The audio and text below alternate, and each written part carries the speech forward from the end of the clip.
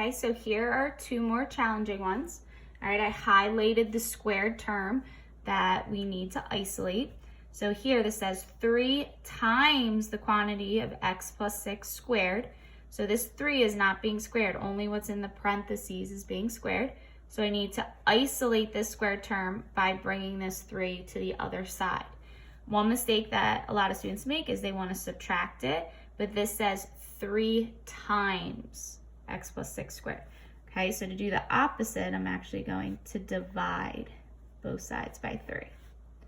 So we're left with x plus 6 squared equals 75 divided by 3, which is 25.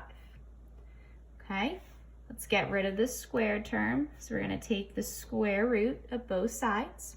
Okay, remember it's going to cancel out the squared and we're going to be left with what's underneath. So x plus 6 equals, right away, plus or minus, don't forget that. And the square root of 25, that is a perfect square, so we know the square root of 25 is 5. Okay, but we are not done yet. A lot of students want to stop there, but we need to get x by itself. So we have to move this 6 over. So I'm going to subtract 6 from both sides. So I have x equals negative 6 plus or minus 5. Remember, I always want that plus or minus in the middle. Now, this is different from the previous example because negative 6 and 5, we can combine those, okay? So I can do negative 6 plus 5 and negative 6 minus 5. So I'm going to have two examples. I'm going to have x equals negative 6 plus 5, x equals negative 6 minus 5.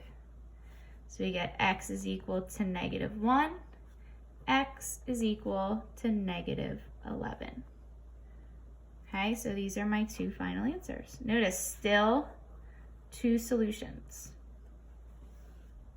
All right, so if you have like terms that you can combine in the end, you have to do that so that you can see your two final answers. Okay, all right, last one. Okay, we need to we need to isolate the squared term. So in this case, I need to get rid of this negative 9.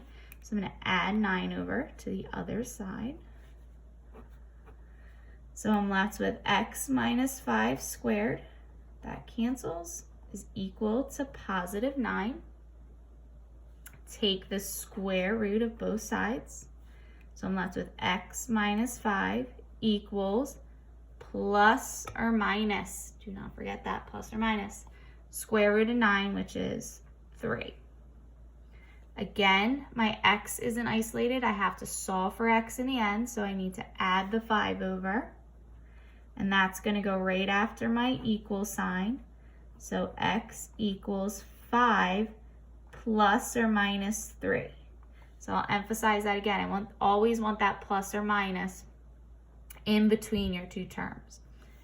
And then we can combine them. So we're going to have x is equal to 5 plus 3. X is equal to 5 minus 3.